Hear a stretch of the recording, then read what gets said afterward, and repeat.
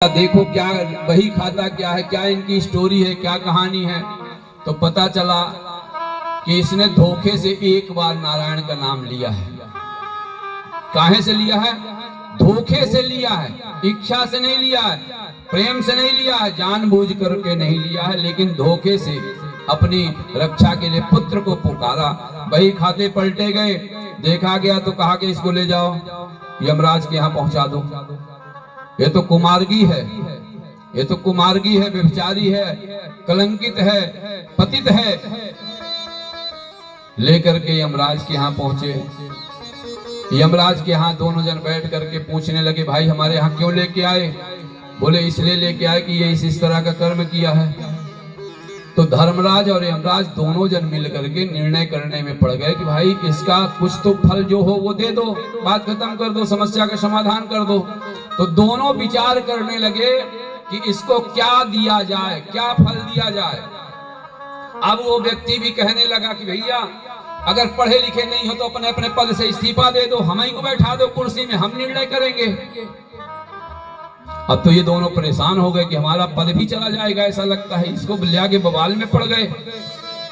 तो कहता है कि मुझे उन्होंने एक सरलता रास्ता निकाला कि बताओ तुम पहले पुण्य भोगोगे कि पहले दुख भोगोगे? तो उसने कहा भैया हम पहले पुण्य भोगेंगे, क्योंकि जब हम अपराधी है, पाप ही पाप किए हैं, तो छोटा सा जो भी समय मिले तो पहले सुख का आनंद ले लें।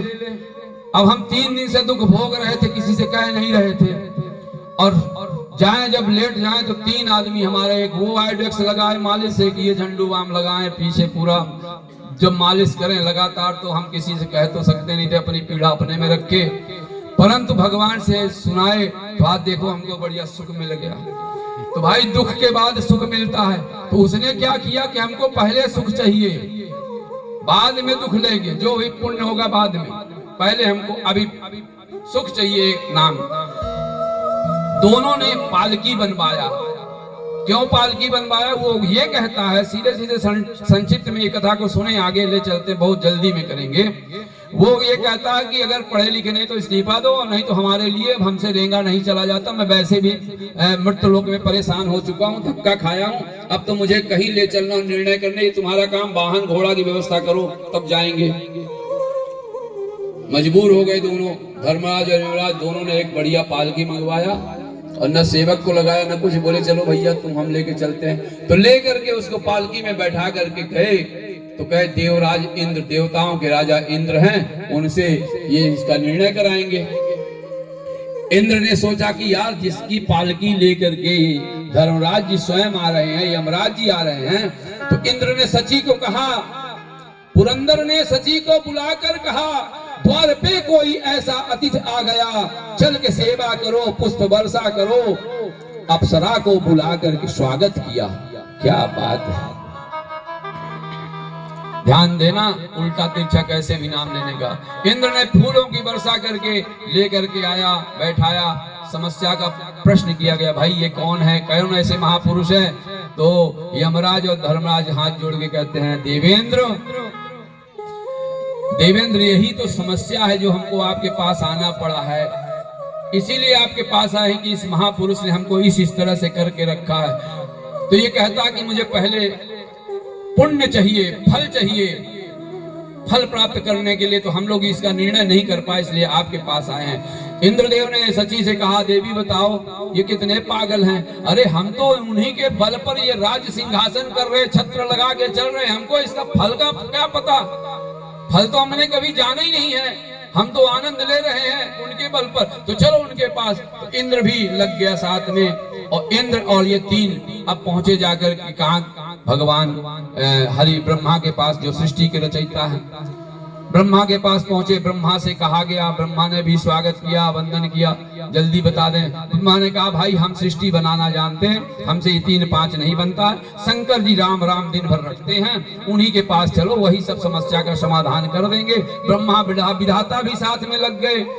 कैलाशपुरी में आए, शंकर भगवान ने देखा कि कोई 4 लोग आ रहे हैं, ऐसे महापुरुष को तो गरुड़ लेकर के आते हैं, और तत्काल ही शंकर जी ने नंदी, भृंगी, श्रृंगी सबको आदेश दिया, उसी तरह से स्वागत हुआ। कैलाश में जमघट लगा, पूछा गया, भगवान शंकर जी ने उपाय का रास्ता बता दिया। भैया हम तो जपते जरूर हैं, केवल हमारा भजन करना काम है, भजन का फल हमको पता नहीं है। भगवान शंकर जी भी हार गए तो लेकर के चलते हैं, कहते चलो जिसका नाम है वही नाम नामनी ही बता सकता है। तो सब मिलकर के वहां पहुंच गए। कथा ध्यान से सुनना, इस कथा का दृष्टांत का अंत है। पहुंचते हैं, जैसे ही क्षीर सागर भगवान श्री हरि नारायण विष्णु के पास पहुंचते हैं, भगवान विष्णु ने हरिप्रिया लक्ष्मी जी से कहा, आज तो समस्त बड़े बड़े देवता हमारे आश्रम में पधार रहे हैं। तत्काल फूल की व्यवस्था की गई, उसी तरह स्वागत किया गया, पुष्प वर्षा किया गया। गरुड़ देव ने सिंहनाद किया, गर्जना किया, स्वागत हुआ, सबको बैठाया गया। पूछा गया, भाई किस कारण आगमन का कारण क्या है?